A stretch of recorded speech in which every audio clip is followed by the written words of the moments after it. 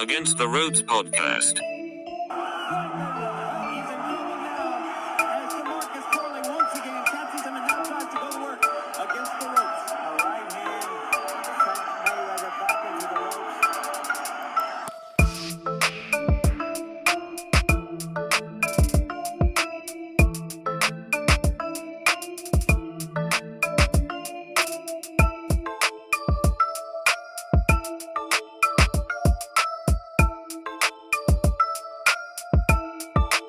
Contra las cuerdas.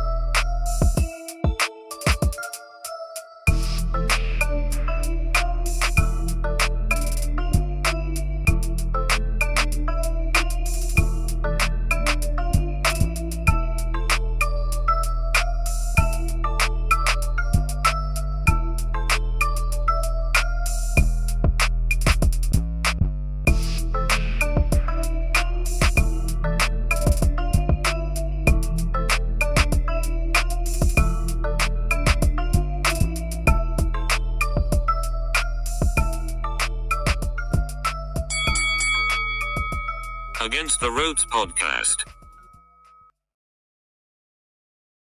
Ladies and gentlemen, welcome back. AtR podcast. Gio Garcia here alongside Christian Mosqueda, back for another episode. Chris, we're back in the building. Yeah, we're back, and man, what a fight, Gio. I want to say this one's probably taking the cake for fight of I want to say the last 4 months, but man, let's get started. Let's go.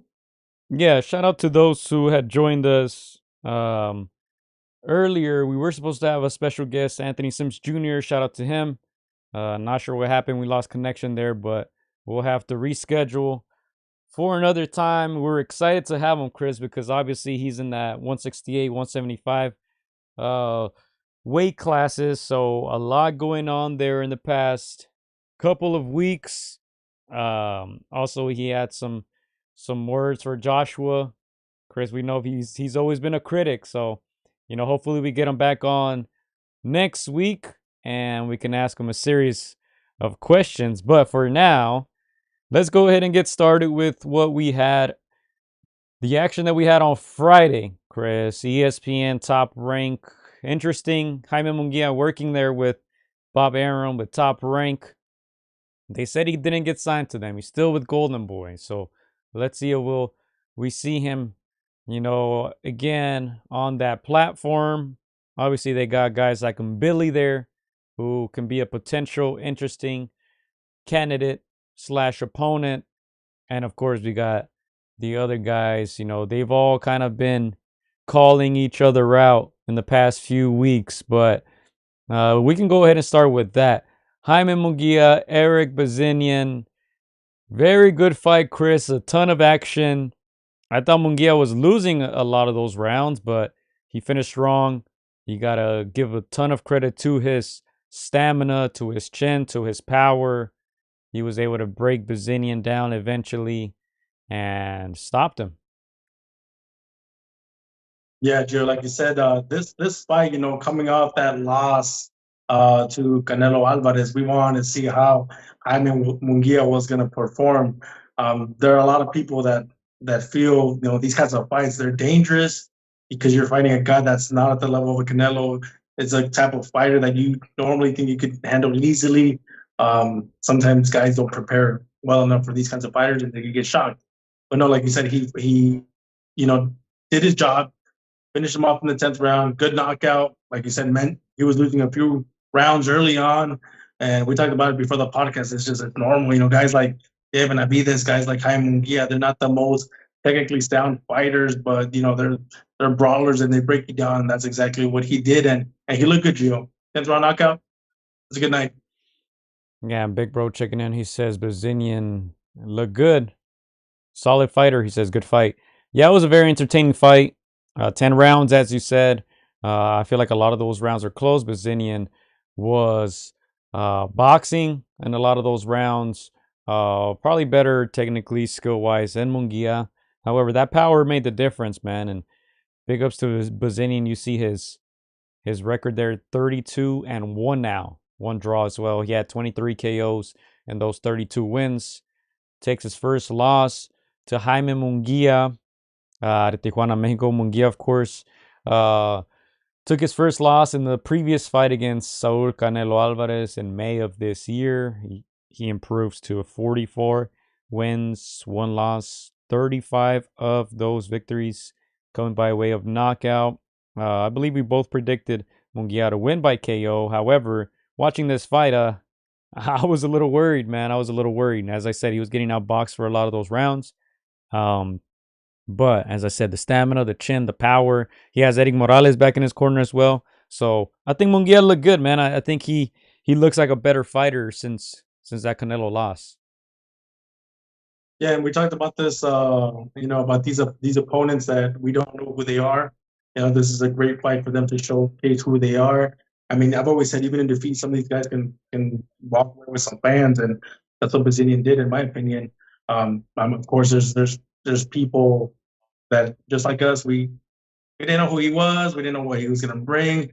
It was an easy pick, just to say Munguia by knockout, but you never know until, you see the fight. And again, he gave a good account of himself, young man from, I believe, Armenia, like you said, winning a lot of those rounds. And, again, he fought, one of the top guys in that division. The Munguia that he lost to has only lost to the great Canelo. So no shame in that. You go back to the drawing board, and we're excited to see who he fights next. Yeah, and that's the question, Chris. Who will he fight next? It seems like this was a very good comeback fight for Jaime Munguia. As I said, 44-1. He does have a ton of fights for only being 27 years old. We don't see fighters like that anymore, Chris. This was his third fight this year. He fought in January. He fought in May. Now he fought in September. And he said, hey, maybe next year, early next year, he can get a fight against Caleb Plant or Edgar Berlanga, But yeah, I like that he's staying active. He only had that one fight in 2023. That was the fight of the year against Sergey Derevchenko. But if you look at his resume there, 2 to 3 fights every single year, which is pretty good. Some of them he had 4 or 5 fights. Obviously, when he was younger, a lot of those fights early in his career in Mexico. But yeah, I like that, man. He's staying active. 45 fights already at 27 years old. I'm liking this version of Munguia. To me, he's always been a good fighter. Sometimes a little indisciplined on the defensive end. He still has those flaws, but I think in this one, especially, he showed a little more head movement, a little more waist movement. But I don't know. I feel like sometimes he just forgets and resorts back to his old self. But, look, this was enough to beat a guy like Bazinyan. So, yeah, I hope he gets a big fight. Obviously, as he said, Caleb Plant, Edgar Berlanga, interesting fights. I guess one of the Charlos is still out there. Everyone seems to call him out as well. Obviously, you got guys like Billy. You got guys like Diego Pacheco coming up as well. I don't think he gets a Canelo rematch. But yeah, they're definitely interesting fights at 168. When we talked about this last week, 168, one of the hottest divisions right now in boxing. Let me just say, Gio, like this is a good fight for him. He looked fresh. He looked good in there. It didn't look like the Munguia that we saw in there. You would not think this is the guy that got thoroughly outbeat 5 months ago. He looked good. It's a great win. You get knocked down for the first time in your career, and you take a one-sided beat down by Canelo. It's a great feeling, great for his confidence to come back, get this knockout. It's almost like you kind of put those that goes to rest. You end the year on a win. It's good for Munguia, and like you said, he's 27. He's in his prime. If he were 33, 34, he wouldn't have had the same freshness the way he had in his fight. So this is the time to make those kinds of fights with the Caleb Plants, all those other 168 pounders. Like you said, he's got some flaws, but I think it makes it interesting. It can intrigue some of those other fighters. And again, a Berlanga, a Caleb Plant, that's a fight that would sell, in my opinion. Yeah, before we get into that, I just thought it was interesting, Chris. Like, as soon as the fight ended, Timothy Bradley was like, "Oh man, this guy's Munguia's different. He's a good fighter, this and that." But remember, months back when Canelo fought him, he was a terrible fighter. Remember all the Canelo haters saying Munguia was a terrible fighter, and all of a sudden he's a good fighter now, right? I just think sometimes these guys forget their agenda. Obviously, they work for Disney. They got to say what they got to say. But I thought that comment was very interesting.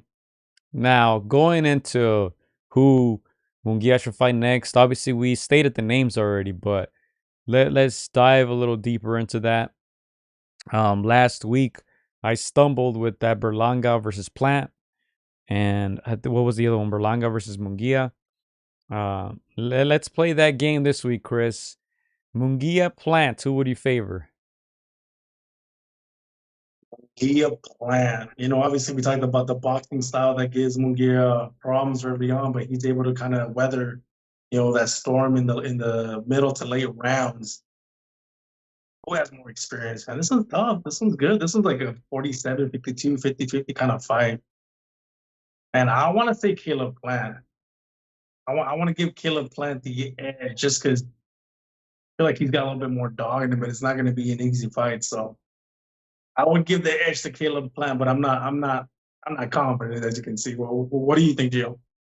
Yeah, I think it's an interesting fight stylistically. I feel like Plant, struggles a little bit with guys with power. You saw what McCumbee was able to do, dropped him a couple times. Yeah. Obviously, I think on paper he only went down once, but man, he was getting bounced around that ring with punches to the shoulder, punches to the body. And obviously, we know Munguia has a ton of power, as we said, 35 KOs and 44 wins, especially at 68. I feel like he's looking very powerful. On the other hand, Munguia struggles against guys who can move. That's no secret. So I think that's such an interesting fight. I can see either way. I can see Plant outboxing him. I can see Munguia getting to him. I would probably favor Jaime Munguia at the moment. Just the youth, the power. I didn't like how Caleb Plant looked in his last fight. But I did like his heart. I did like the fact that he got a stoppage. He's not known to be a power puncher. So, yeah, I think it's a very, very, very interesting fight. But I would slightly favor, I would say, Jaime Munguia. Now, Jaime Munguia against Berlanga. I mean, both guys got size. Both guys got power. Both guys got a chin. I think, I don't know, man. I like what I saw from Berlanga. I think he got better as the fight progressed against Canelo, even though he didn't win a round, but I thought he was going to get washed. I would still probably favor Munguia over Berlanga. And honestly, I don't know if I would favor too many guys over Berlanga at 168. Yeah, for me, that one, I think it goes down a little fundamental, which Munguia has a slightly more than Berlanga. But we saw that Berlanga, he got gritty. He's a warrior. Like you said, even though he lost every single round against Canelo, he just wouldn't go away. And he showed that he's got a good chin. He got dropped, he got hit flush, but he got up and he kept coming in. Yeah, he does have power, like you mentioned earlier. Munguia doesn't have the soundest of defenses. So if something lands, we saw that he could be dropped. So that one makes for a very intriguing fight. You got me double thinking with the Caleb plan because Caleb is 32. Like you said, he is a boxer type, but he does have trouble with power punchers. When I think of these kinds of fights, I'm like, who's taking the most punishment right now? Because Canelo withheld that punch in that 11th round. Caleb Plant is the guy that's been more weathered. At 32 to Munguia's 27. His last fight being with David Benavidez and Cumbie, Canelo. He's more weathered, so he would have to summon some will at the end. But yeah, that one's very close, Gio. And as for Berlanga, man, that's bombs away. So yeah, those are three very intriguing fights. Those are those three guys that you can interchange and make, heck of a fights. So if those managers, those promoters are out there, man, make your money right now. Work together and capitalize on this moment. Yeah, I'm excited to see what's next for Munguia. As I said, I'm interested to see what um platform he will fight on next. Obviously, he has options. I think this was good for him that he fought on Top Rank / ESPN. Uh, we've talked so much in the past about, crossing the street to fight this guy or that guy. Seems like that's hasn't been an issue lately, especially with Turkey now being in the mix. As I said, Chris, I gotta make a boxing face for Turkey. We talk about Canelo basically every week. I think we talk about Turkey more now, man, ever since he's came into the picture. And of course we're gonna be talking about him later because they had that huge card in London on Saturday. But yeah, we'll see what happens next with Munguia. And yeah, I'm liking this version of him. I thought he fought a very tough, a very good fighter in Bazinyan. I'd like to see Bazinyan again. He showed that he has some power as well. Munguia respected him. He had that boxing ability. That jab was in Munguia's face all fight long. But Munguia and his corner did well to stay calm and capitalize when they had Bazinyan hurt. Yeah, again, the guys like Caleb Plant, Jaime Munguia, Gio, when they fought Canelo, they didn't, obviously they got the money, got the payday, that's life-changing money, but they also were able to download a lot of experience. Even in defeat, you gain invaluable experience. And again, Munguia walks away not with the W, but you can see that his confidence is at a different level. He's a little bit more patient now, like you said. A little better defense, still some flaws, but he's gotten better. So yeah, again, at 27, he's still very fresh. He's already gone through that one toughest hurdle. Everybody else is not going to be as hard as Canelo. So right now it's the time for him to capitalize on it in his prime. All right. Well, let's go ahead and move on, Chris. I don't know if you have anything else to say on this fight. I like Munguia. I like how he looked. Can't wait to see him next. He wants a big fight early next year, Berlanga or Plant, hopefully. I think this was a good comeback fight against a tough opponent, but I think they can make some pay-per-view fights early next year, Chris. Yeah, definitely. I would sign up for those three. Again, yeah, he's like the part of the guys, but Caleb Plant, Berlanga, they'll talk their smack and they'll make it entertaining. I think they made a great call also moving to 168. Obviously, he's a bigger guy. He's growing. I think he's now reaching his physical prime. Early in his career, he was a little thinner. He's never been a guy that's looked very ripped. I think now he's gaining a little more muscle. He's looking stronger, as I said. His stamina's there. So I think it was a great call, especially considering there's nothing going on at 160 right now. Those guys are not fighting each other. As we said last week, Erislandy Lara has a belt at 160, Chris. 42-year-old Erislandy has a belt at 160. I think Munguia could have collected a lot of those, but hey, the bigger money fights are at 68. And also, you invite Johnny Beck, who's a very tough opponent. Southpaw has a ton of power, so I think it was the right call to go up to 68. Yeah, I completely agree. All the names are at 168. It's a shame that the middleweight division is where it's at, but you gotta be smart. You gotta follow the names and follow that paper. The Charlo twin has had that belt forever, and he hasn't even fought forever, Chris. I don't even know if he's still the champion. But yeah, that division is just stagnant right now. Nothing going on. We just had a title fight between Lara and Danny Garcia at middleweight. Man, insane. But let's go ahead and move on, man. Chris, obviously the main event, the one everybody was looking forward to this Saturday, including, what was it, 96,000, 98,000? We can look up the official attendance number, record-breaking attendance their Riyadh season in London, Wembley Stadium, Anthony Joshua, Daniel Dubois. I'm sure we have a lot to say about this one here.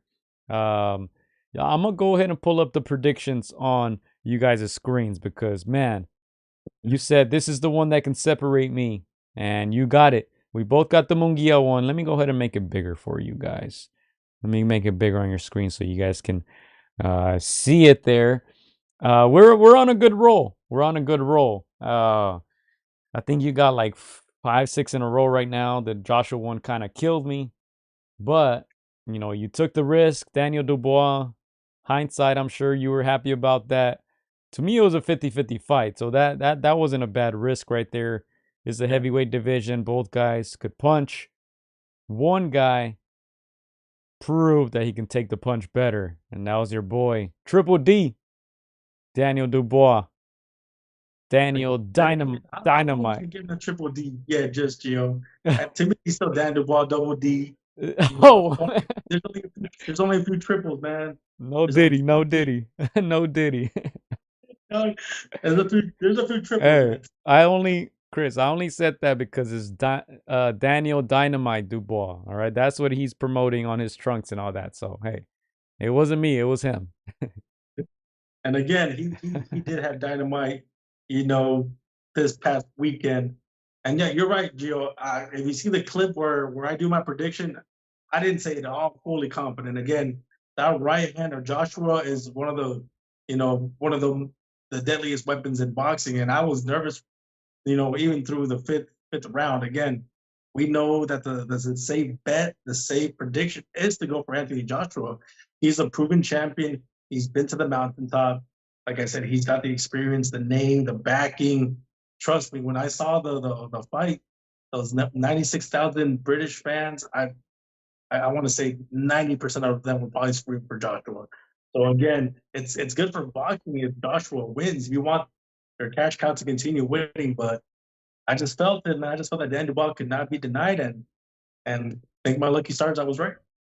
Yeah, and Joshua got caught early in the fight, Chris. He got caught in the first round. Kind of didn't recover from there.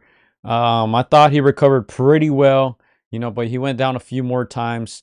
Um, and even when he got knocked out, it seemed like he caught Dubois with a clean punch. Dubois' knees kind of buckled a little bit. Joshua pounced on him, took two many hooks, you can say. I mean, they're not many, obviously, because these are coming from heavyweights, but he took one not so powerful hook, still didn't put his left hand up. Chin was straight up in the air, and he decided to lead with the uppercut. Obviously, uppercut versus a short hook. You can take the guess who landed first. And Joshua, I just think, man, he was taking some punishment in the fight. Didn't look like the strongest punch, but I do think it was just um, the cumulative uh, power punches that were landing on Joshua. I believe it was a second knockdown where his gloves touched the canvas. The referee, for some reason, didn't call it a knockdown, and that ended up hurting Joshua. He took 4 or 5 more shots at the end of that round and kind of just wobbled back to his corner. And yeah, I mean, if he would have made that comeback, it would have been incredible. When he landed that straight right, Daniel Dubois backed up. But yeah, Joshua a little too careless, man. And I think at this stage of his career, that's something you cannot afford to do. Tyson Fury was in attendance. Uh, I'm sure both of them were thinking about the millions of dollars that are just going down the drain because they marinated that fight for too long. Look, if they put 96,000 at the Wembley Stadium against Daniel Dubois, you can only imagine what they could do with Tyson Fury. You can imagine what that life gate will be like, the pay-per-view numbers, the biggest fight in UK history. Man, I think this hurts Joshua a lot. I think this hurts Tyson Fury a lot. Joshua at 34 years old, I don't know how much he has left in the tank. He took some big shots here. He got stopped yet again. Man, I really like Anthony Joshua, but man, I don't think he's an A class fighter anymore. You know, Heavyweights, you gotta say Tyson Fury, you gotta say Usyk, and now you have to put Daniel Dubois up there. He has a title, even though Usyk never lost it. So I don't know. It's a title with an asterisk, but Daniel Dubois still has it. You got to give him credit for this win.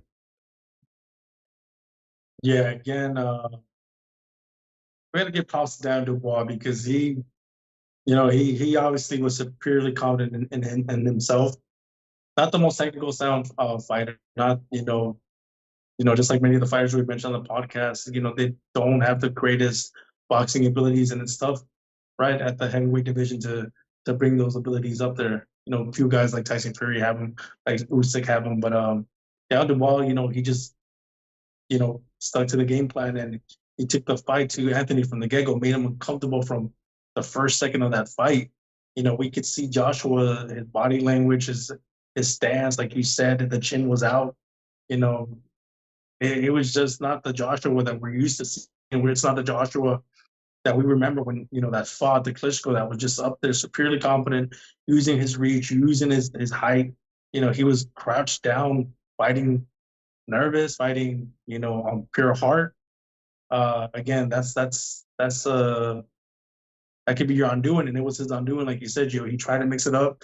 He got too excited when he tagged Dubois, and Dubois, great chin, showed great chin in that moment, and caught him with a flush counter, and that's all she wrote. And again, you could see the multitude of 96,000 fans. You could see the celebrities there in the front row. It was chaotic. It was beautiful. It was boxing. And again, this is why we love the sport, because stuff like this can happen that you don't expect, and boom, it changes the whole landscape. The champions, the heavyweights, the top 10, all these pieces move around. Now you have different names at the top, and we're left with where do we go with Joshua from now? Again, we do want to see, those kinds of fights, the fights that we wish we would have gotten, that over marinated. He's closer to fighting Deontay Wilder now than Anthony Fury, in my opinion. Damn. Look, I think we can definitely look at potential next opponents for Joshua. The heavyweight division right now is hot. I think there's still big names for him. As I said, I think he's done being an A-level fighter, but I think he could fight guys like Zhilei Zhang, Chris. That can be in London. That can be in China. Both guys have taken losses recently, so I think people will buy into that. I think that fight will be dubbed as the guy who loses is pretty much done. Zhang, I think he's 40 now, or close to 40. Joshua 34. So, as I said, both guys taking losses recently. I think that's still a good fight. For Dubois, he's hoping for that Usyk rematch. I'm sure he thinks he won that first fight. You guys remember that controversial quote unquote low blow where it seemed like Dubois landed right on the belt line, and Usyk stayed down for a few minutes. I'm sure he thinks, hey, I stopped this guy. He later got stopped later in that fight, as it progressed and continued, but I'm sure he'll go confident in a fight against Usyk. And Dubois, as I said, has a ton of power. I think he had 21 wins, 20 KOs. Now stopping Joshua, I'm sure his confidence is sky high. I'm sure he thinks he can stop Usyk if he's able to land one of those flush punches. Obviously, we're talking about different levels. Usyk, a great defensive fighter. Joshua, a very average defensive fighter. But look, Dubois is going to get that big fight, man. I don't know if Fury gives him the opportunity if he beats Usyk, but I think things change for Dubois, man. You just fought in front of 96,000 people in England. I'm sure he's gonna get the bag from now on. I'm sure he got a big one here. It was Riyadh season. Turki Al Sheikh was involved. Obviously Frank Warren was involved, who's undefeated against Eddie Hearn. Man, I don't know. There was just so much going on here, Chris. But it was a great heavyweight fight. The heavyweight division is in a great state right now, I would say. A lot of interesting fights, a lot of good fighters. Obviously Usyk, Fury, number 1 and 2, however you want to put them, but everybody else below them, very good fighters. And even for the guys who lost, still good fights. You mentioned Deontay Wilder, man. I don't know if I want to see him fight again, especially against any of these names. But the fact of the matter is, right now the heavyweight division is hot. We had a great fight. This fight kind of flew under the radar. Obviously, it was Canelo month. All the headlines were all about Canelo. This fight was $20 pay-per-view here in the States. Not sure if those numbers will be announced, but I don't think it matters, Chris. 96,000 at the Wembley Stadium. Yes, again, that just shows the power of the names that Joshua's. Like, well, let's be real. It was because Joshua's had such huge name, and like you said, the state of the heavyweight division with things like Tyson Fury and Usyk right there, looking for the winner of this match. And yeah, I like you said, I have Usyk 1, Fury 2, so I have a gold medal, silver medal, and Dubois I insert him right there in the third place at bronze medal. And he has the opportunity to match these guys you know if Fury were to win, he's gonna have to wait a little bit because they're gonna want that rubber match. If Usyk is able to, put a stamp on it and end this, come December, Ball's next in line to take on Usyk, and I'm one of the guys, Joe, and I love Usyk, you know, but I think that Daniel, should have gotten that win. I'm one of those people that felt that was right on the belt line, should have been a deserved, 10 count knockout, and he was robbed of that. That's one of the reasons why I did think he was going to win this fight, because he's, even though he's, like you say, he got that the IBF strap, he hasn't earned it, and this was his moment, his coronation, to feel like he is a champion, and he's got one thorn, one more, and then that guy's name is Usyk, and that fight has to be made. But again, there's your country made a cross. You've already gotten rid of one. I'm sure you want to get rid of the other gypsy. So, like you said, this is a great time for heavyweights. It's sad that we no longer have the bronze bomber, that Joshua was at the top of their game, like you said. But hey, we're here to see great fights, and the names are at the top. They can give us those kinds of fights. I think we can all agree right now that Joshua would still defeat Deontay Wilder, correct? Oh, yeah, easy. I mean, Wilder. That one is easy, but they're both damaged goods, Gio. Hey, Wilder didn't even throw punches in his last fight. He went 12 rounds, didn't even throw didn't even. Did he? Well, he land like 8 punches. He broke a record, I think, for the lowest. Yeah, yeah. That, I think that's the fight to be made, and we've seen it with Joshua. One huge knockout puts him back in people's minds. He may not be, like you said, the fire he once was, but you're only as good as your last win. And so if you can get a huge win over a guy like Deontay Wilder, which I think if they don't make that fight this coming year, people are gonna lose interest. It's gonna be like a lot of Danny Garcia kind of fight. Years later, we're like, so what? We don't care anymore. So this is the last time to make a crossroads. The winner, comes back into people's psyche, and the loser has to retire. So that's an interesting fight that you can still make. And I think we know who wins and who loses, but hey, this is boxing. Yeah, let's go to some comments here. Interesting comments. Parker was on the broadcast and said he wanted Dubois next. That would be a good fight. Parker's still in the mix. We forget how young Parker is. I believe he's 31, 32, and he's young. He's been in the mix for a while, and he has a ton of experience. So He's look good too. yeah, he looked good against Wilder, won every single round. Big Bro says AJ had him and got desperate and greedy. He says. He also says you didn't say it with your chest.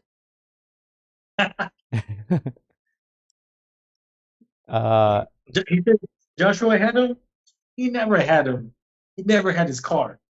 That's why the Fast and Furious. Shout out to Big Bro. AJ had faced easier competition, says El Pachuco recently. Ngannou and Wallin, he got too comfortable and it came back to bite him, he says. Trump, shout out to Trump, saying Dubois is holding a WWF belt, but that was a great fight nonetheless. Usyk's still undisputed. Let's just, man, we gotta ignore what these organizations are telling us, Chris, because they stripped Usyk for no reason, just like they stripped Canelo, the same one. I'm not gonna say their name, but it was the same one. They're stripping these champions of their belts, so they never lost the belt, so they should still be considered undisputed. Yeah. And to me, Dubois has that belt with an asterisk next to it. Yeah, to me, I feel like him beating Joshua is like winning a title. But no, I agree. He's gotta beat the guy that actually has the belt, not no email titles, not no elevated. You gotta win it from the man. So yeah, this is a bit unfortunate, and I mean that's only gonna drive him. So again, and then until he fights an Usyk or a superior type of fighter, like that's where he get hit. That's where he will get his due credit. All right, let's go to some more comments here. El Pachuco says the body shot on Usyk by Dubois looked clean.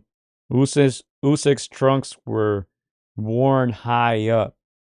Yeah, I think live, it was difficult to tell when we watched the replays. I believe it looked clean.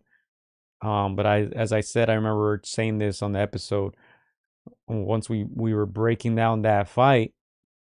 Usyk has done that before. He did it against Joshua. I believe it was fight one. Joshua landed a good body shot, and Usyk did the same thing. He pretended to get hit below the belt and bought himself some time. And he's done it a couple other times. So this is not the first time Usyk does it, and that led me to believe that he was not hit below the belt. He never touched his private parts, Chris. He just went down, caught his breath for 5 minutes, and then continued. So yeah, that's a big what if, and I think now Dubois with this win that warrants the rematch. It's going to be a big money fight, and let's get into that here because I had this article pulled up.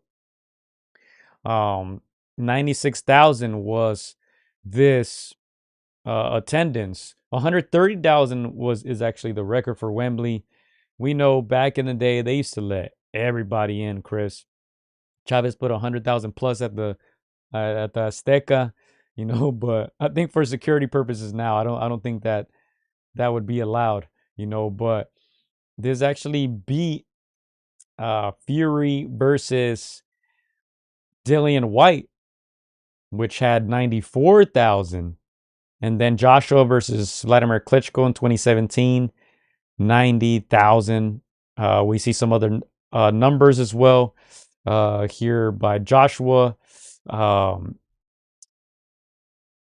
Which one? Right here, 60,000 against Usyk. All right, so these are insane numbers, Chris. Like when we talk about the face of boxing, I think obviously is Canelo by a country mile, and then you add another country mile, and then add another country mile, and then it's Joshua, Chris. And then after that, there's nobody who's really close. You can say Naoya Inoue in Japan consistently puts 50 to 60,000 people in those stadiums. But man, I think people in this era have slept on Anthony Joshua in that regard. Obviously, in Europe, he's a huge name, probably bigger than Canelo.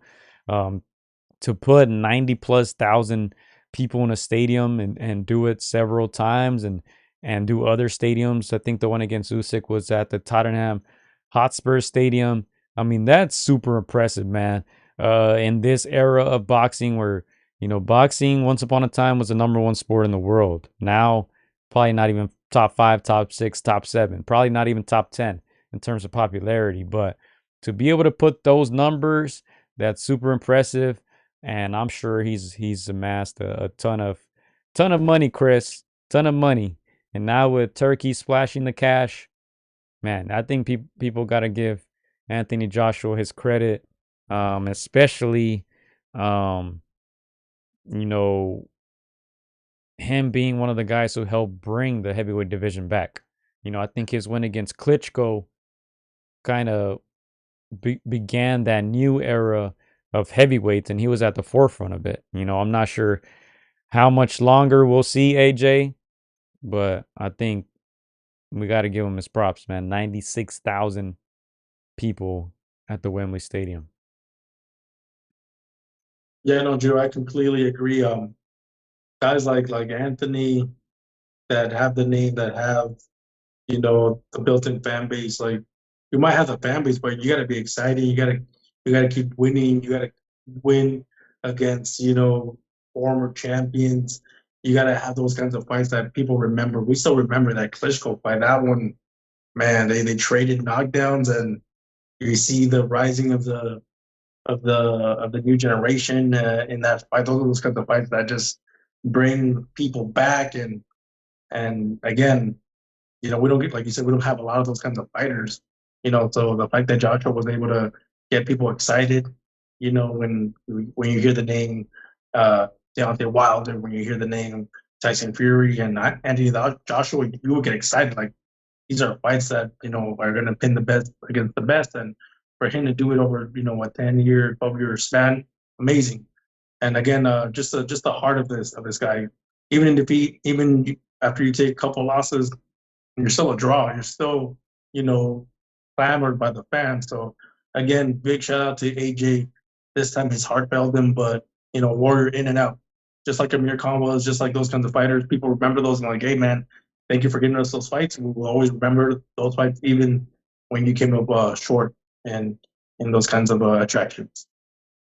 Yeah, people going in on the whole belt situation. Big Bro says these fighters nowadays have no shame walking around like they are champions when there's clearly another guy that's the number one in their division. Trump agrees. He says, look, even worse, look at Haney. He's delusional. He took a beating and claims he's undefeated. Hey, let's talk about that, Chris. We talked about Fury being in attendance.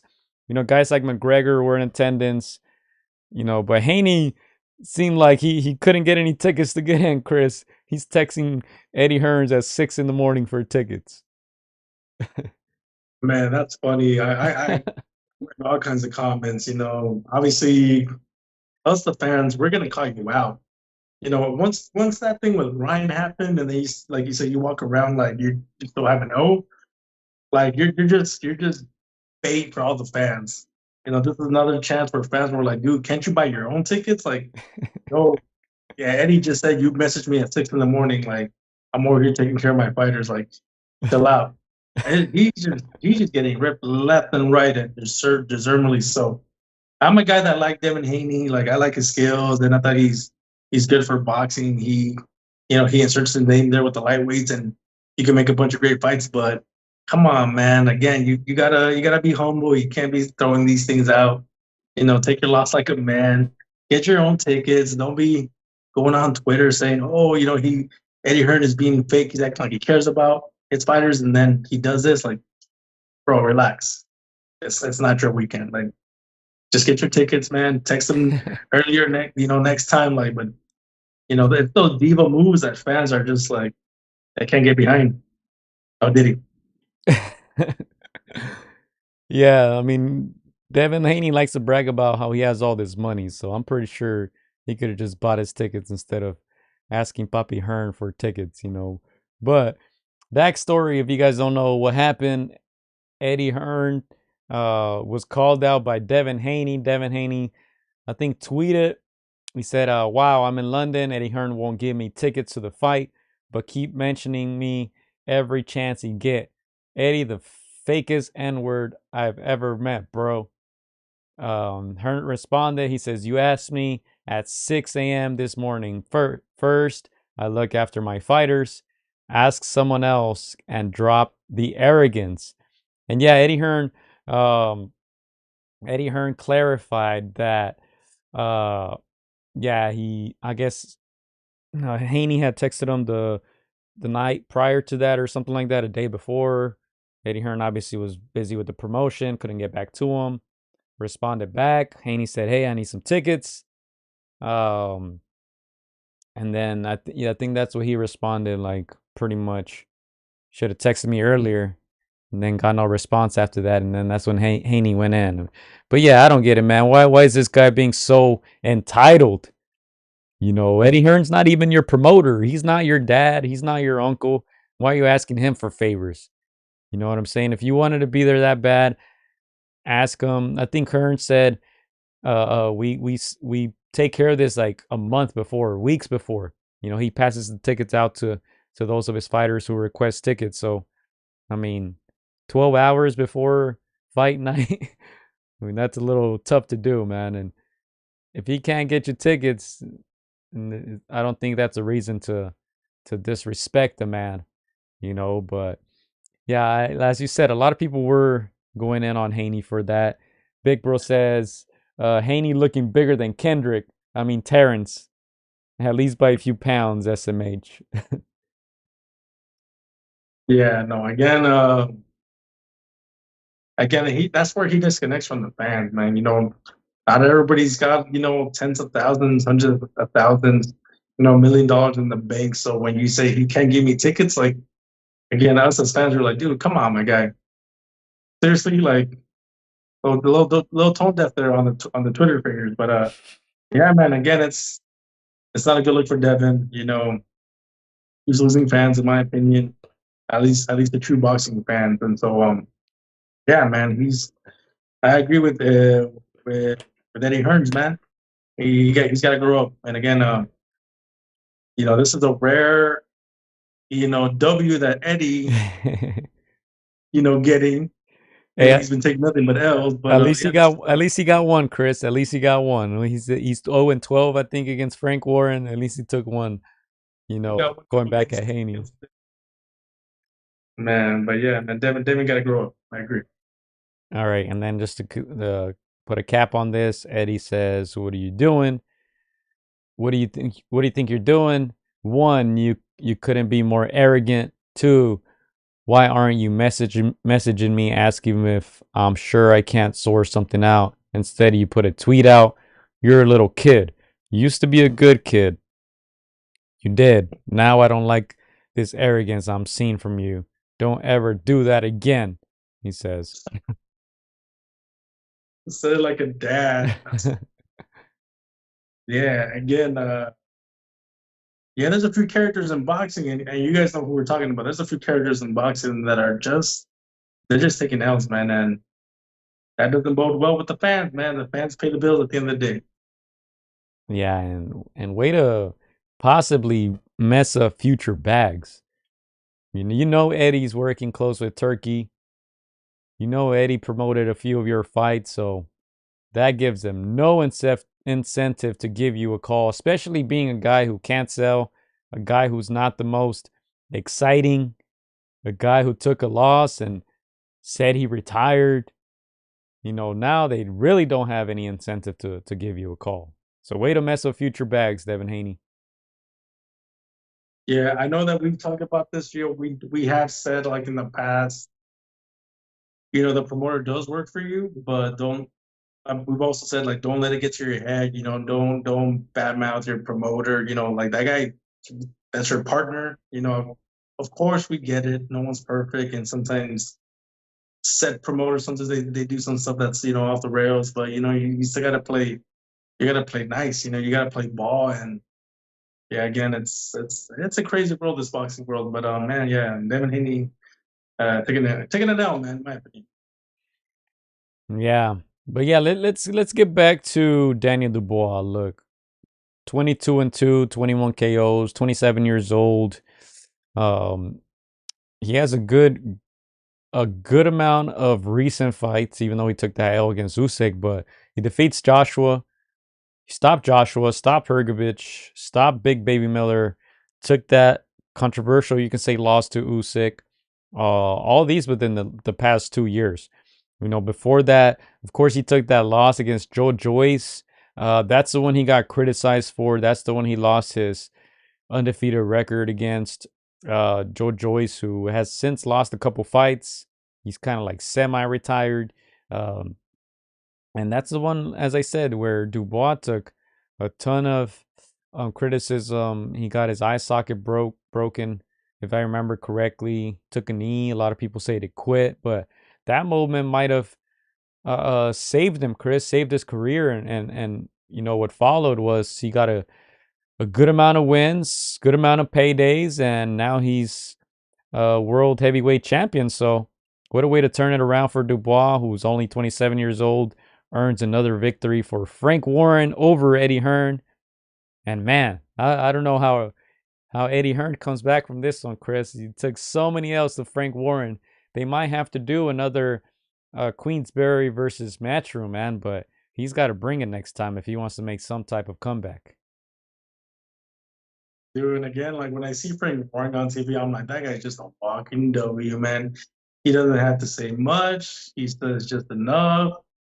He gives a few interviews. He's not all over the internet. Like he he just he just takes W's and he chills and that's it. And then again, I, I kind of call him the ball father, the British ball father out there, man. Again, he's been in the game for decades and decades, and he knows what he's doing, man. Again, modern promoters, they might feel like they're in with the times, but man, these old heads, Gio, they they they don't stay in the game this long, for, just out of sheer luck, man. So shout out to Frank Warren for having a good eye for these boxers and these events. And again, just the fact that they're working all with Turkey now, we saw it, before the podcast, and he put up that entire fight, the entire Dubois Joshua fight, free for everybody to watch, man. Nobody has done that.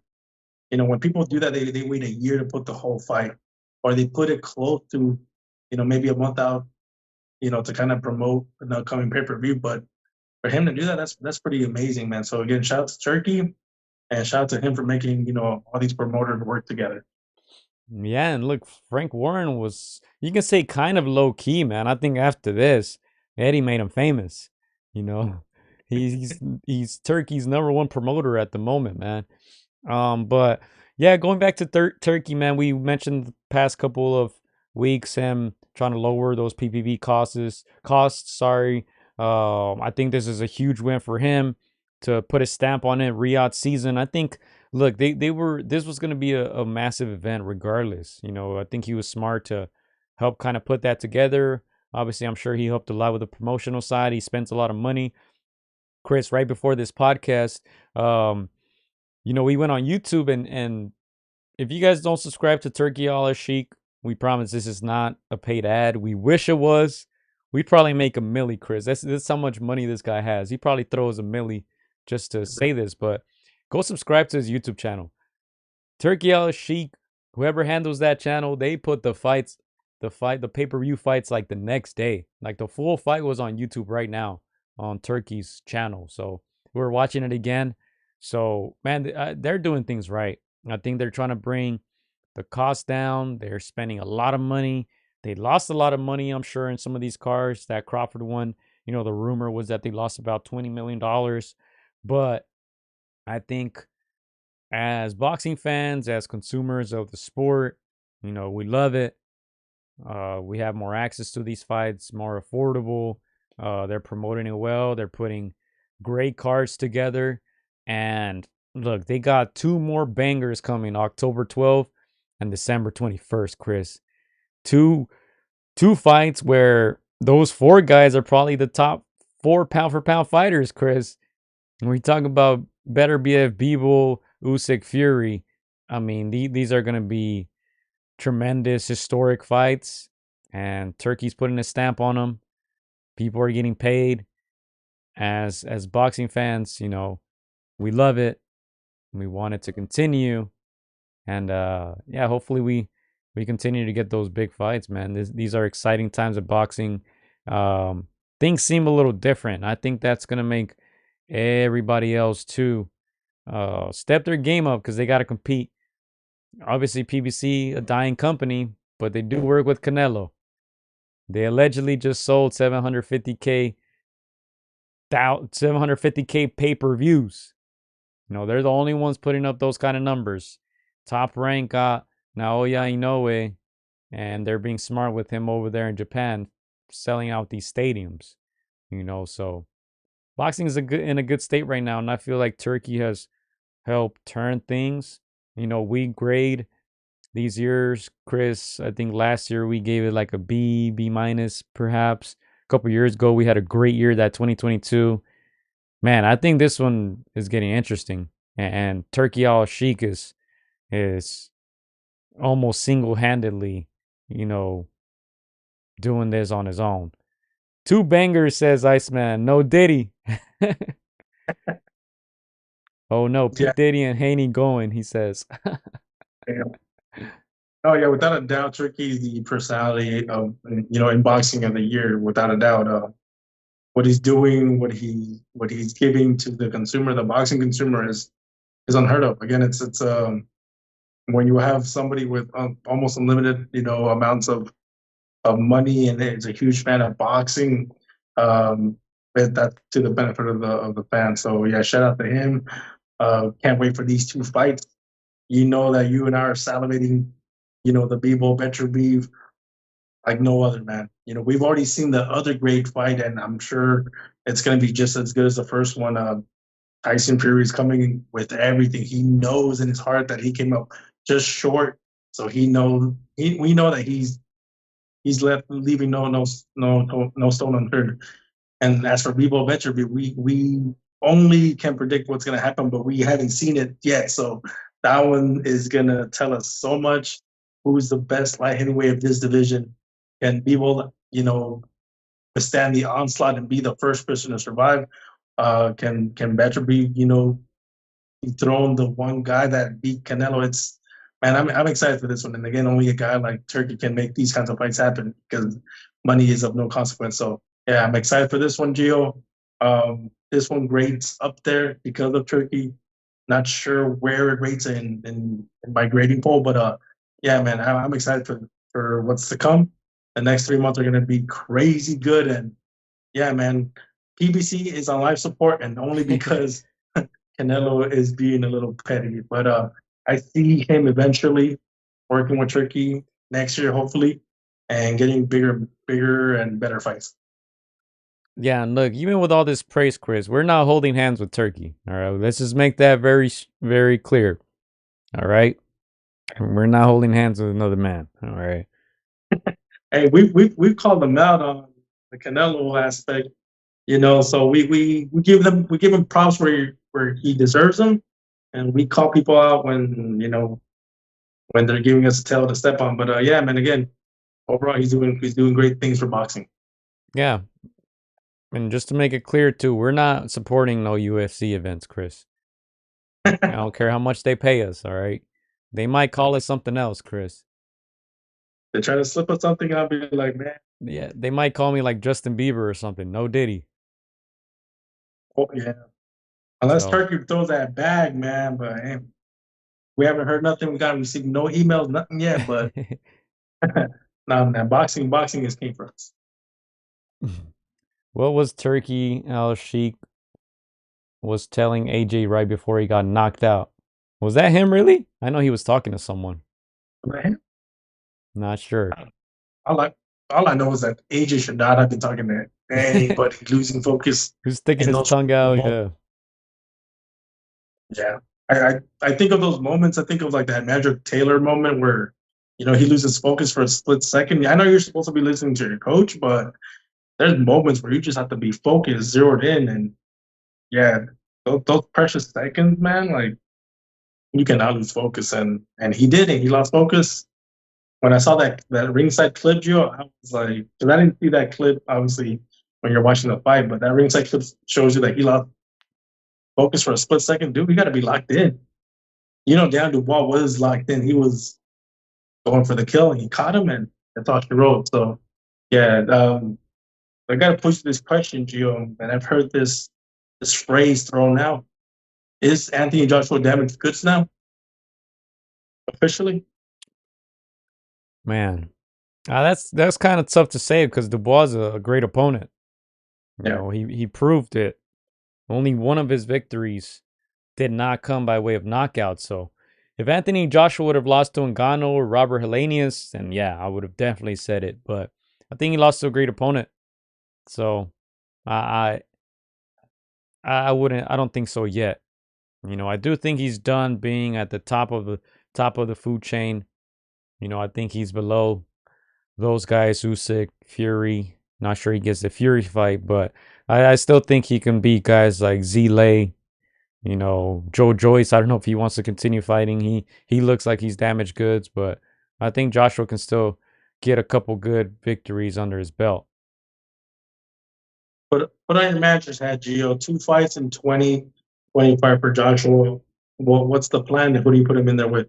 Zile, make that money. Zile gets tired within a few rounds. You want Zile to kill Joshua? Zile. That's big Zile. money fight. Hey, and Big Bro mentioned them earlier. Joseph Parker. Joshua already defeated him. He's not a guy who's known to have a ton of power. Very difficult fights for Joshua, but I think they're big money fights. Damn.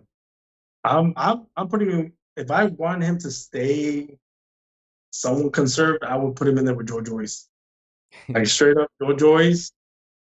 If I'm feeling good, put him in there with Deontay Wilder, mid 2025.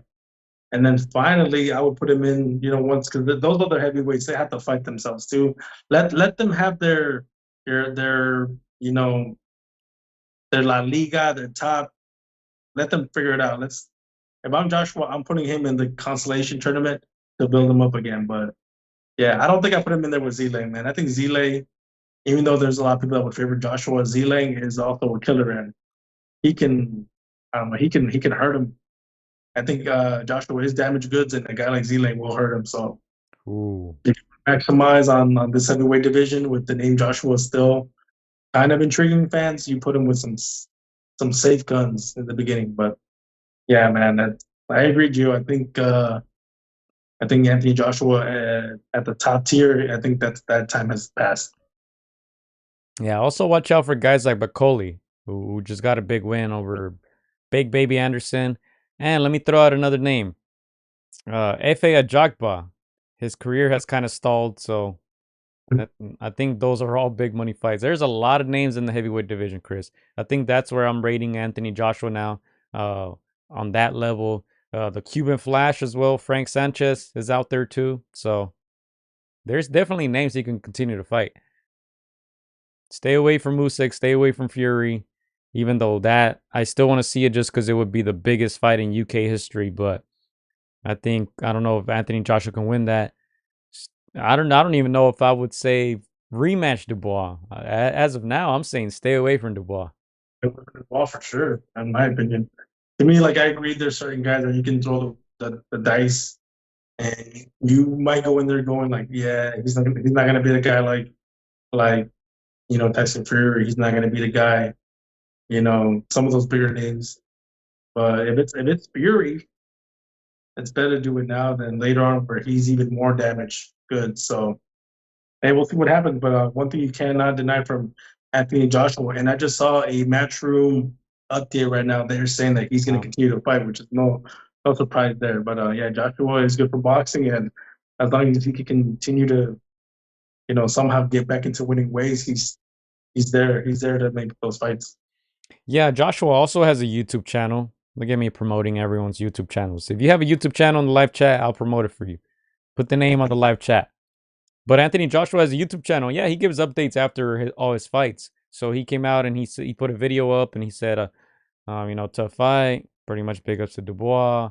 He said he loves to fight and this and that. And he said, hey, I'm going to continue to do this. So yeah, he for sure didn't leave any doubts that he's going to come back. So Chris, look, if you're putting 96,000 people at the Wembley Stadium and making I don't know how many millions, I mean, I'm sure he has no incentive to retire anytime soon. But talking about numbers, let's go to the Canelo one. As I said last time, I said we were gonna look at updated numbers. This one they're reporting that the gate against Edgar Berlanga, 17 million in box office at the T-Mobile Arena and around 60 million in pay-per-view sales.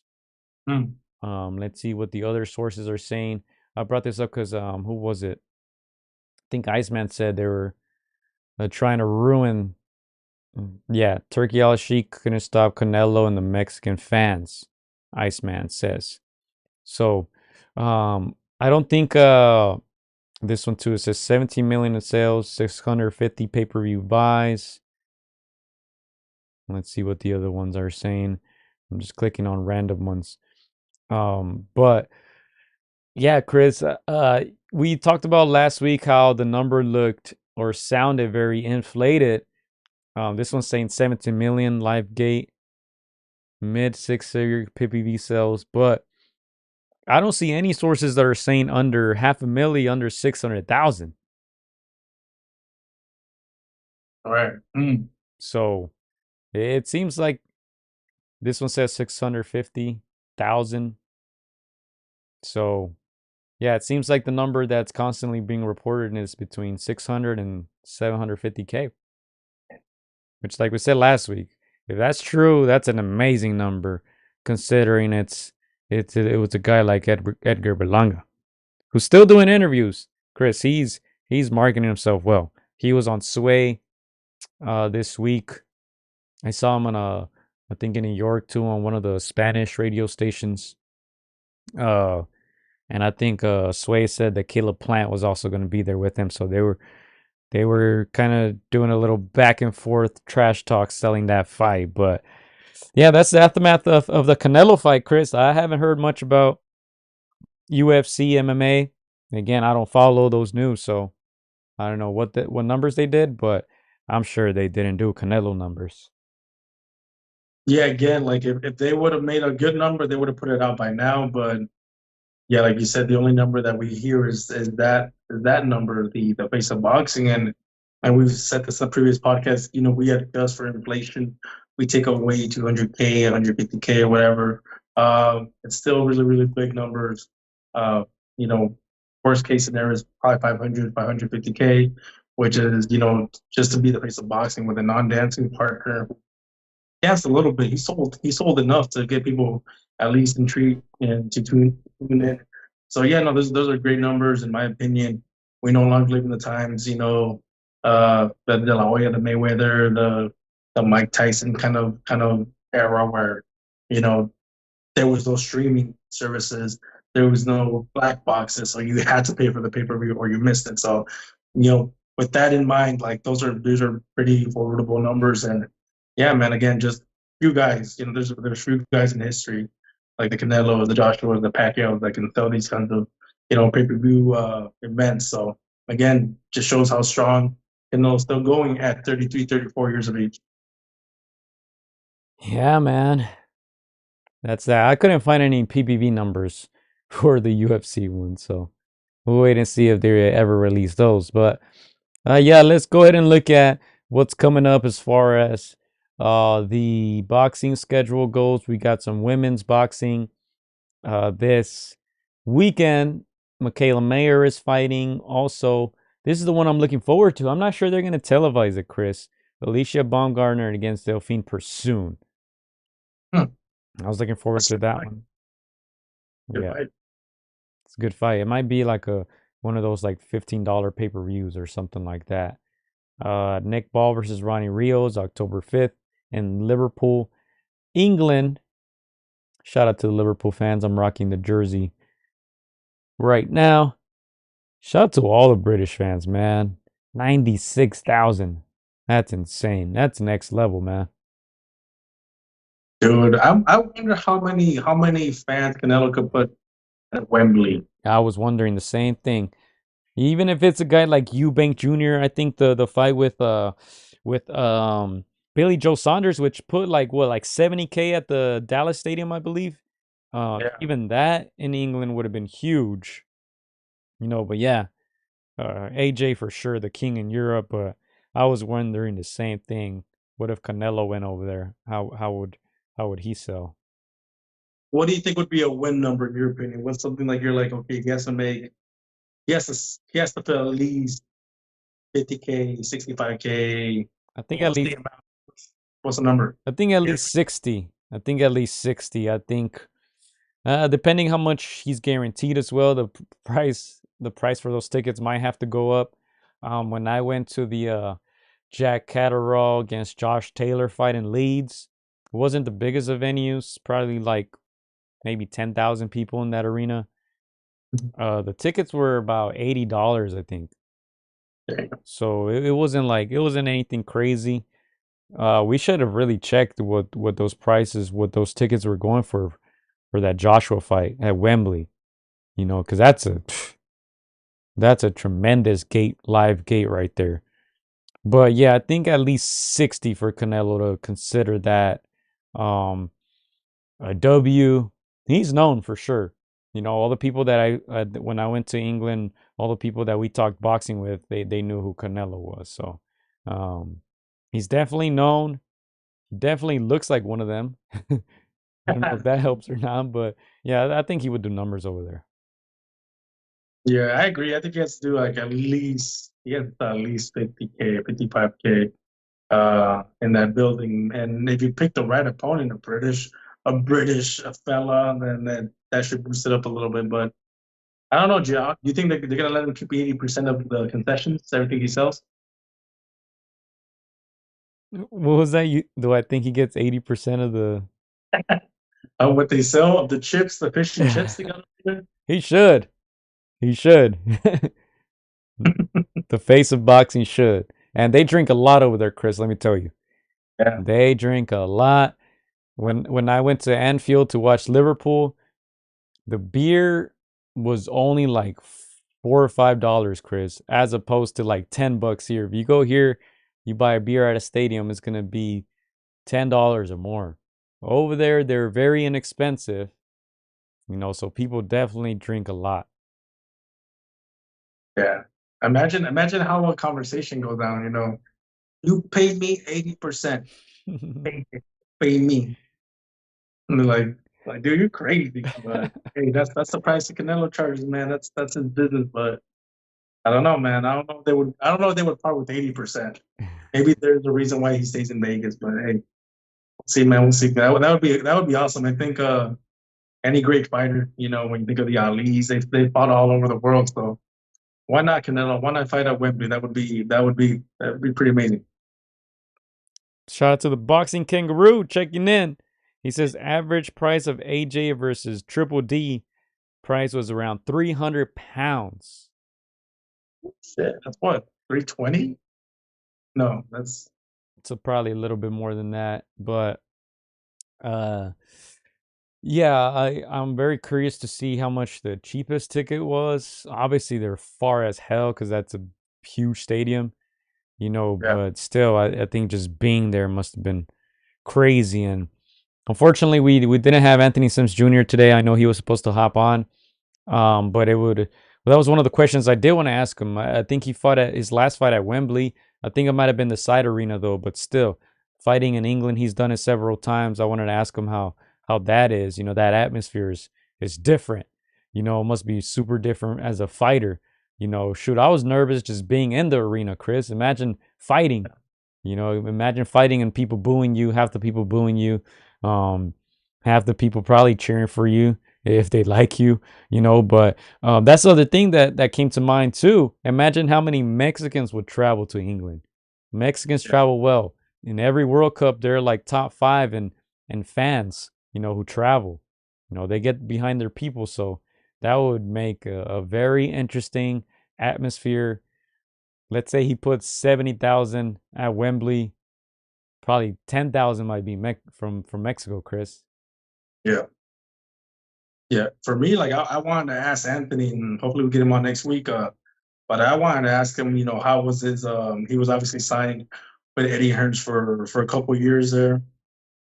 A lot of people, he did some interviews, some really great interviews out there with some of the British media. A lot of them got to know his story. And like you said, Gio, British fans, when they see your story, like they get behind you if they feel like you're genuine, if you're being authentic. And a lot of the British fans kind of adopted Anthony. They connected with him. They connected with his background. They saw his skills, his work ethic, and they bought in. Unfortunately, things didn't go his way in a few fights, and Eddie Hearn cut him loose. But yeah, I was curious to ask, like, hey man, like, give me your thoughts on Eddie Hearn. Like, how is he? And I'm sure I think since would have opened up some stuff, some intel that he's got out there. But yeah, again, the UK fans were behind him. He was an adopted British guy out there, but yeah, man, he's in that mix with the 168 pounders, and he might be overlooked. There might be some guys at 168 that say like, yeah, this guy's not worth my time, and he might get the call. Hopefully, he does. But yeah, he's got a front seat there with some of the very best at 168. 100%. Boxing Kangaroo says times that by 96K to 300. 28 million pounds, if that is correct. 28 million pounds. Insane, man. Insane. When I heard that number, I couldn't believe it. I forget how passionate UK fans are when it comes to boxing. Obviously football. But boxing, to be able to do that in this era, I think is great. Iceman was asking how much is the Tokyo Dome? 55K. You know, that's the one where Inoue fights. So, man, that's impressive. That's impressive. Canelo only did, I think the Akron where he fought in Zapopan, Jalisco holds about, I think about 40K. That's one of the newer stadiums when he fought against John Ryder. I'll look it up right here. I don't want to give you guys the wrong number, but yeah, that's not the biggest of stadium. Akron, it says 46K. That one where Canelo fought. I mean, well, the Wembley at Mexico is the Azteca, so I'm surprised he hasn't, booked that a fight at the Azteca. I know there's a lot of politics and a lot of hurdles to go through, and it almost feels like Canelo. He's one of those guys that he just like he does not want to work with difficult people. He's already done all this work, and again, we know that he keeps 80% of his profits. So like, I'm sure there's people that make it difficult. He's like, yeah, I'm not gonna work with that. I'm the face of boxing. I'm Canelo. Like I said in previous podcasts, he moved to the beat of his own drum, and he won't even move for a guy like Turkey that has unlimited money. So yeah, man, we'll see where he fights next. But man, I would love to see him fight, and then at Wembley or those kinds of stadiums where you open yourself up to other cultures. And again, shout out to the British fans. They're some of the best fans in the world. Yeah, and as you said, that Canelo fight in Mexico, I know he petitioned to lower the prices for those tickets, and I'm not sure too many people were happy about that, but the fans were. But obviously the people putting money behind it weren't as much. But yeah, Chris, I don't know if you have anything else to add. I think we talked a good amount of what happened in the last weekend and what's coming up next. Obviously, as I said, we got a couple of women's fight this weekend, and then October is really when things start picking up. October 12th is that big Riyadh season card. This one is in Saudi Arabia, the new mecca of boxing, perhaps, Chris. Literally. All the money's out there. The biggest player in boxing is out there. So it seems like it, man. Hey, I'm gonna start looking at these riot tickets, man. Maybe the hardest thing is to pay for that flight, but I don't think the tickets are too expensive, Joey. Even if we're in the nosebleeds, man, we're gonna try to find a time to get out there, man. We got to be out there. Yeah, Canelo versus Eubank Jr. wouldn't sell, in my opinion, says the boxing kangaroo. That kind of brings back Khan versus Canelo in the UK. That would have been insane. But yeah, go ahead. Yeah, you need a top super middleweight that has some semblance of a chance. Callum Smith would have sold there. Callum Smith was the number one guy at 68 at the time. That one would have sold there. That would have been a great fight to make at Wembley. But I mean, there's a politics, money. There's always reasons why things don't pan out. 100%. And Chris Eubank Jr. is actually on the undercard October 12th against Camille Seremeta. I think who did he fight before? I forgot who he fought. Like Gabriel Dotto or. Go ahead. Did he get knocked out by Beefy Smith? I'm talking about Seremeta, maybe Triple G or something. He fought a big name recently, but yeah, Chris Eubank Jr. got stopped by Beefy Smith and then got his payback. So he won the rematch. Jaya Pataya is also on that card. Sky Nicholson is on that card. And then what else do we have? Takuma Inoue, October 13th, ESPN. Junto Nakatani, October 14th. Dang, both of them in Tokyo, back to back. Dang. Top Rank is out there. And then, of course, we have Jack Catterall against Regis Prograis, October 26th. And yeah, man, I think this is the one that they announced recently too, November 9th, Philly. Jaron Ennis versus Karen Chukad. Why is he fighting a Karen, Chris? Come on, Boots. Fight somebody, please, Boots. Fight somebody. And then Bam Rodriguez is also on there too. The co-headliners, man. I was thinking about going out there, Philly. Shout out to our boy Derek over there from PA. Man, that should be. Hopefully they put some more good names on that card. Yeah, that one looks like it's gonna be stacked, man. But we'll probably get we'll get Jared a ticket, man. Get some footage out there with Rocky. Yeah. Boxing Kangaroo says Tim Zhu versus Bakram Murtazalev. Is that October 19th? Did I skip over it here? Oh, there it is. Murtazaliev versus Tim Zhu. That's on Prime Video. That's not pay-per-view. If you have Prime Video, you can watch it for quote-unquote free. I mean, obviously, you got to subscribe to it. But yeah, I'm looking forward to that one. That's for a title too. So hopefully they stack that one up as well. October 19th. Yeah, man. Now shout out to Australia, man. They're like UK Junior, man. No disrespect, but they get behind their fighters too, man. Again, I've always said the UK fan base, man, they make people believe that their fighters are better than they are. But again, it's all heart, it's all love. You know, you can't get mad at for a fan base to get behind their fighter. Pay-per-view in Australia, he says, damn. That's crazy. Yeah, because usually when it's on Amazon, it's pay-per-view, but this is going to be the first card where, like I said, it's not pay-per-view. So if you're a subscriber to Amazon Prime Video, you get to watch this fight. There's no need to pay an extra fee. So yeah, that's very interesting. Man, I'd be down to go to Australia for a fight if it wasn't so damn far, Chris. That's a journey right there. Journey, bro. That's a big trip right there. Might as well just go to freaking Saudi Arabia. Yeah, man, we got to get our views up, Chris, so we can be able to afford it. Or get like some Riyadh season sponsorship or something. Hit us up, Turkey. I'm not holding your hand, but we see what else we can do. No Diddy stuff, man. No Diddy stuff. Yeah, we're not selling out like that. No baby oil. Don't hit me with that. All right. We're not into that stuff, but yeah, we pay for everything, says Kangaroo. Man.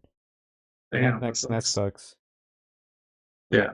Nah, but and just to end before we get out of here, man, you gotta shout out Darren Dubois.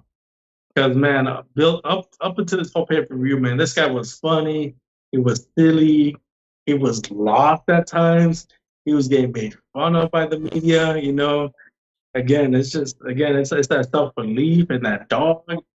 And again, we saw that he posed Usyk problems, and there's a lot of mass on that boy. He's slowly becoming, a favorite of mine. And so yeah, man, shout out to Dan Dubois for making the biggest statement of his career.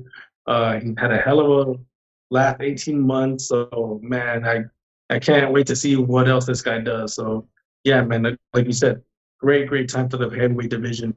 The names are changing, but the heavyweight division is in its glamour moment right now, in my opinion. Oh, I'm surprised you didn't slam the table. No? You're not going to slam the table? Slam the table. Did he slam the table? Oh, Triple D, Chris. You didn't want me to call him that, but I think he earned it. Triple D. He's not quite Triple G, but almost. Triple D. If he beats Usyk or Fury, I'll give him the Triple D. Well, I won't give him no Diddy, but I won't give him the moniker Triple D. How's that a no Diddy? Diddy, bro. Oh, I think I get it now. I wasn't even thinking about that, Chris. I don't know what. Too much Diddy news for you, man. Diddy news, bro. Hey, there's three D's in Diddy's, Chris. There's three D's in Diddy. Maybe that's not the best nickname. Oh, that's all bad, man. We're gonna get canceled. Like, I'll take you're gonna see the Fed breaking through this door, man, interrupting our podcast. I'll take it back, man. And next time, Chris, that bottle of oil right behind you, next time just push it a little bit over, man. Yeah, man. So the people don't see it. Yeah, we can't be part of the Devin Haney Club, man. That's not us, man. All right. I think that's it, man. I think that's all we got. Thank you guys for joining the show once again. Shout out to all you guys. Let us know what city you're from, man.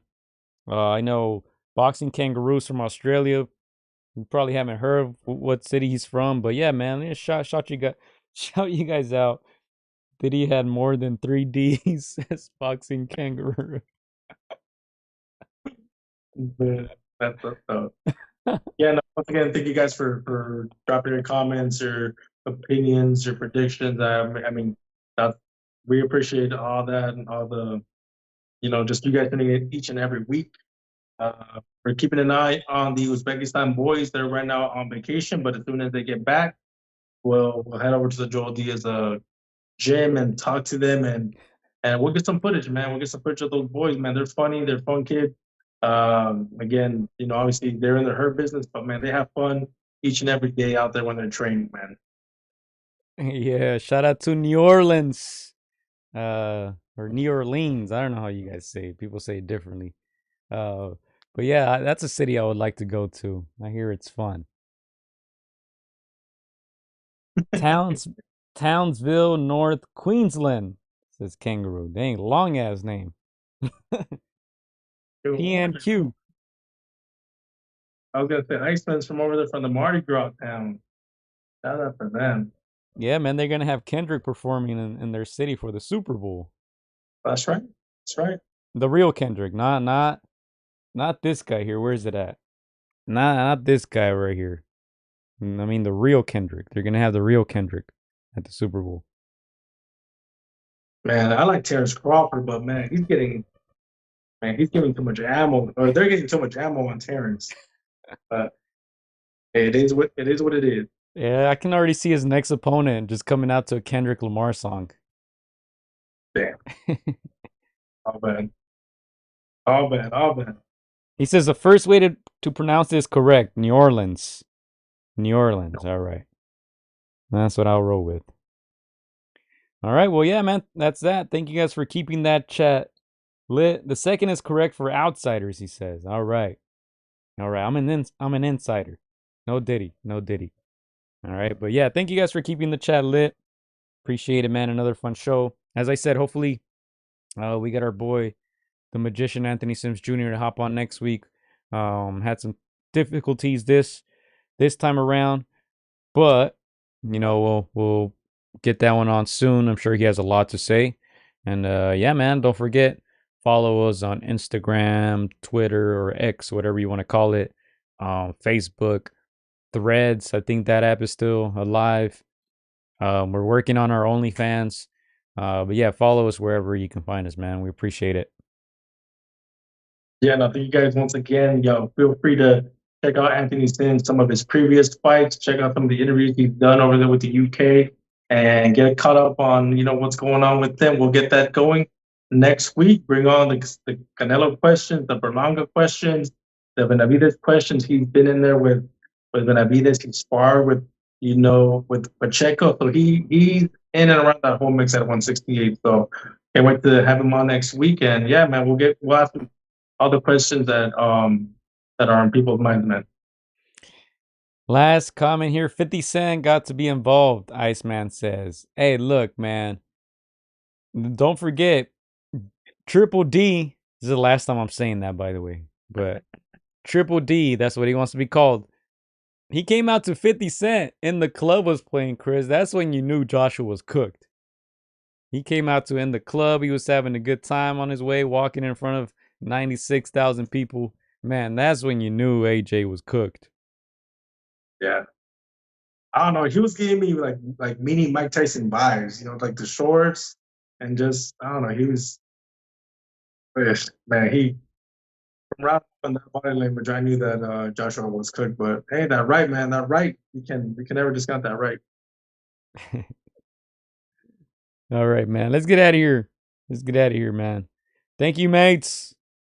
We will be back soon. Yeah, Joshua, good fight, mate. Go.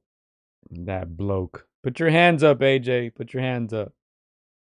Chin Get that down. chin tuck, bro. Chin down, hands up. Let's go, mate. Walk. Dynamite. Let's go. Hola amigos, soy Juan Francisco Gallo Estrada. Quiero mandar un saludo para mis amigos de Contra las Cuerdas. Échenle muchas ganas. Un abrazo, muchas bendiciones. Shout out to Against the Ropes. You know what mine is? Let's box, bitches. It's almost fight night. Shout out to Against the Ropes. Thank you for the support. Keep doing your thing. You're doing a great job. So thank you and best wishes. Huge shout out to Against the Ropes. Shout out to Against the Ropes. Thank you guys for the interview and hope to see you guys soon. Against the Ropes, always doing the right thing. Shout out to Against the Ropes, man. I appreciate you guys for having me, taking the time on y'all day. Against the Ropes, #1. Freddie Roach. Thank you very much.